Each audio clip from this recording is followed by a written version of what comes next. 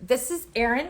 Hi. Erin is my friend, and obviously I don't randomly pick up people to stream with, but I wanted her to sit down and tell us a little bit about her channel. She does parenting and advice videos. I didn't even know this till she sent me the link to it, and I was like, oh, we need to talk about it because she cracks me up. First of all, her outlooks on things and the things that she says are stuff that we all want to say. We just don't have the guts to say it.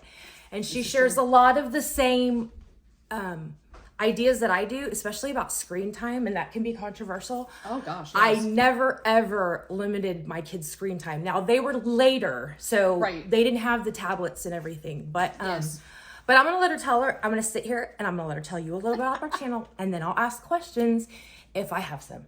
All right, great. So my channel is called Super Mom Knows Best, which is actually kind of a joke. Years ago, my oldest child wanted to do his own YouTube channel. Okay. And it was called Super Family Fun. I saw that one too. Yes. That was his? That was his. That was my older one's idea. He wanted to be a YouTuber, and so we sat around, we would play games, or they would do stuff, and everybody had super in front of their name. Okay. So then when I wanted to bring back my channel, because I started it right before COVID and then got busy and didn't have time to edit, so I just put it away. Okay. And then decided to bring it back. Mm-hmm. And so my kids were like, well, you got to be called Super Mom because you're Super Mom on the channel. Oh. And it ties in. And so I was like, that sounds and it's so cool. After your intro, the little buzz thing what is it? Where did you find it? Oh, my husband made it. It is. When I'm watching it, Sean knows that I'm watching her because he hears the he hears that, which is cool. That is truly like a awesome idea. Yeah, no, he created that himself, and it's on everybody's channel. So it's on the original Super Family Fun, and now my little one has Super Jake Plays. Oh, and it's on there. Okay. And then it's on mine. That's cool. So everybody has the same logo. Everybody has the same sound. Where do you think about what you're going to say before you say it? Like, I know, like, the idea, like, does it come to you, or does your family say you need to talk about it?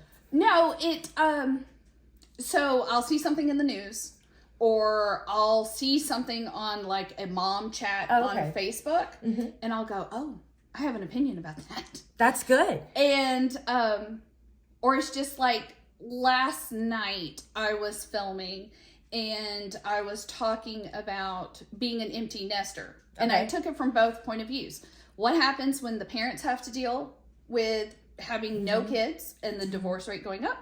Or you have the kids' point of view of, are they really ready to go to college and go out in the world? Okay. And so it's a two-parter for the week. And so I took it from both angles. Okay. What do parents do? And then what does the kid do? Okay. And the link to our channel will be down, will be in the description so that you can click it. But one of the things that I liked was when you said that can you sleep with the person? And you're like, I'm not talking about getting, frisky, anybody. Yeah. And it was, we're pretty open on our channel. And she's so right, because when Sean and I met and we were going to be staying overnight together, I had to warn him about gas. Yeah. You know what I mean? Like, that it was awful, I've had a gastric bypass, so it was awful. And I knew I had to broach it, because if I was to truly relax and go to sleep, I had to understand that it was probably going to happen. Oh, sure. And that he needed to be prepared. So that was really cool when you explained that. Yeah, because I figured out, I mean, again, I don't get around or anything, but yeah, you would sit there and you would think, gosh, could this person be my person? Right. But could you let yourself relax and actually go to sleep all night long and feel comfortable? And you said, are they going to take the keys or kill you while you're asleep? Exactly. That made me laugh. I mean, because it's a concern. Right. I mean, I used to tease my husband all the time, because he would sleep in his jeans with his keys and his wallet and his phone all in his pockets.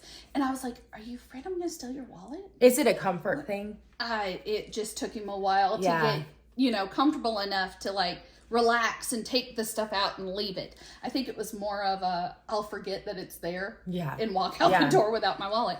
But I used to tease him. I go, are you afraid I'm going to steal your wallet? I mean, Am I going to rob you? It's a, you know, Sean instinctively, not because he was worried that anybody was going to steal from him, but he always kept everything in his hat. And I guess that's just what he was used to doing. Right. You know, so I had to look where the hat was because it had literally everything in it. Sure. Now he's a little more lax about it, but it's phenomenal. And you're open about your kids, and they tell us a little bit about my kids. Oh my goodness. Okay, so they're brilliant. The joke I like to have is that I live with 3 Sheldon Coopers. If you've seen The Big Bang Theory, then you know what my life is like. I'm the Penny, and it's 3 Sheldons.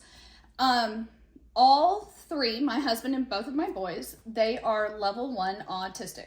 Okay. And it makes life interesting. I can imagine, but extremely intelligent. Oh, absolutely. Right. Off the charts. But nobody has the same issues. Okay. So I tell people, think of like a straight line. I have one kid at one end, one at the other, and my husband's in the middle. Mm-hmm. He shares some traits with one kid and some traits with the other one. Okay. But nobody has the same problems. That makes sense. That's why I was wondering if the genes and keeping everything together was he diagnosed later or early or? My husband was not diagnosed until college. Okay. They wanted him to be tested to see if he qualified for extra time on assignments. Okay. But his mother was in denial. Okay. And did not tell him that he had received that diagnosis. Which is very common. And it wasn't until I was about 5-6 months pregnant that she let it slip one day.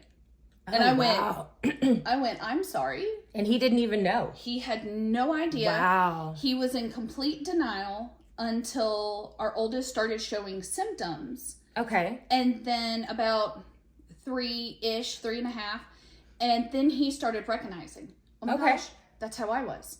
Wow. That's what I did. That's okay. And so it was watching him go through the process of being evaluated and figuring out what we needed to do to take care of him. Okay. Then he went, yeah. I think I got, yeah. Okay. That's what happened. And you're very cool too about saying what works for you. You have a few videos of mental health. What works for you is what works for you. No, like judgment free. Nope. If it takes, an evaluation, a pharmaceutical, that's what it takes. If it takes and I thought that was cool. I struggled with my son sleeping. He had anxiety, pretty severe anxiety. And he worried about things like that there was a sniper outside, things like that. And it's so hard to calm them because in their mind it's very, very real. Oh, absolutely. You can say over and over and over again. So and it doesn't, you have to accept that that's just what their brain does. Oh yeah. We when we moved to the house that we're living in now, the boys were still kind of young, and they went through this phase of what if there's somebody outside who's going to break in, which was really kind of funny because our neighborhood now is significantly safer than our old neighborhood. Okay. Our old neighborhood would have been where somebody would have broken into that's our where house. the problem would have been. Yeah. And so, but we got the Ring camera. Okay. And we put the Ring app on their iPad. Okay. So they could check it at any time to make sure that there was nobody at the front door. Okay. And it made them feel safer that they could check the Ring camera before they went to bed at night. And they could see, okay, everything is safe. Very cool. That is very cool. So you're going to check her channel out, obviously. No, I'm just kidding. But if there's any topics that you want to hear Erin talk about after you get to know kind of what she's about and what she's passionate about, drop a comment in here or go on her channel and drop her a comment on one of her videos, because I'm telling you, when you listen to them, it makes so much sense. And it's the stuff that you would love to say, but most of us are like, no, but the way she presents it is amazing. Well, thank you. I appreciate it. And I always am looking for new topics to talk about and what to cover. I mean, anytime there's a news story of where some mom who was suffering from mental health issues and felt the only way out was to end the baby. And I just, I make my joke of drop them off at my house. Right. I'm like, don't do that. Sean and I say that all the time. We're like, if anyone has a baby that they want to put in a basket and put it right on our porch. No you know what I mean? I'm like, just drop them off. We can find somewhere for them. Don't do it. And I feel like times are changing a little bit as far as that goes, that they finally changed it from being a crime to drop your baby off at a fire station. Oh, sure. That was amazing. Some teenagers are in total denial that they're pregnant. They see it as just a parasite that needs to go. And I feel like that's changing a little bit as there's more education. I was part of the DARE era. I'm 45. So I was like, if you smoke a joint, the next day you'll be in an alley shooting heroin. Don't smoke a joint. You know what I mean? And don't have sex because you're going to hell. Don't do anything. That is true. No, I always loved the commercial with the eggs on the frying pan. Oh, it's iconic. Oh my gosh. It's iconic. Your brain on drugs. Frying egg. Yeah, it was so true. When I found out, as I got older, about people that they talked about, every once in a while, I'm like, oh my God, and you're not addicted to anything. That's right. You're not in the gutter. Yeah, True Love Waits. That was the DARE era. Like, if you're doing it, you didn't talk about it. You didn't. Oh, I know. There was no condoms at the nurse's office. You could get a pad there if you wanted to, but you weren't going to get a condom. You were going to get a lecture, and they'd probably call your parents. Oh, well, thankfully for me, boys always still had cooties. So I never worried. They still do. They do. I fully believe. I live with 3 of them. They do. Anyway, so check it out. It's going to be down in there. I'm going to put this. Can I put the Super Family Fun too? Absolutely. And Super Jake Plays. In Super Jake Plays. I'll put it all down there. Thank you, Erin. It was good for you to stop by and